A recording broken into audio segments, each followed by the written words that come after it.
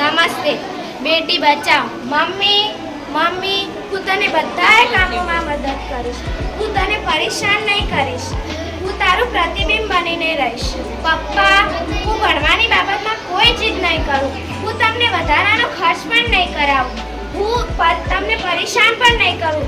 તમે જ્યારે ઘરે થાકીને આવશો ને તો હું તમારા માટે પાણીનો હસતા મોઢે ગ્લાસ લાવીશ અને હું તમારા માટે નવી નવી વાનગીઓ બનાવતા શીખવીશ. તમે ચિંતા ના કરો, હું તમારું નામ રોશન કરીશ. તમે પરેશાન ના થાઓ. દાદી, મને ખબર છે તમારે દીકરો જોઈતો હતો, કુળનો દીપક જોઈતો હતો, પણ હું તમારા કુળનું નામ રોશન કરીશ.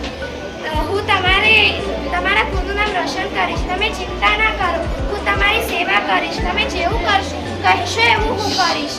તમારા પગ દબાવી આપીશ. દાદી, મને ખબર છે તમે પણ એક સ્ત્રી જ છો. મારી મમ્મી પણ એક સ્ત્રી જ છે. તો પછી મારામાં આવો ભેદભાવ કેમ? દાદા, તમે તો રોજ મંદિરે જાઓ છો, તમે ભગવાનની પ્રાર્થના કરો છો, તો તમને તો ખબર છે કે આ દુનિયા ભગવાને બનાવી છે. આ દુનિયા ભગવાને બનાવી છે તો ભગવાન આ દુનિયામાં બેટીનું પણ મહત્વ છે. બેટીને આ દુનિયામાં પપ્પાની આંગળી પકડીને ચાલતા શીખવું છે. બાની વાર્તાઓ સાંભળતા સૂવું છે. તમારી દાદા સાથે મંદિરે જવું છે. આ દુનિયાને જોવી છે. આ દુનિયાને પક્ષીઓનો કલરવ સાંભળવો છે. આ દુનિયાને સમજવી છે.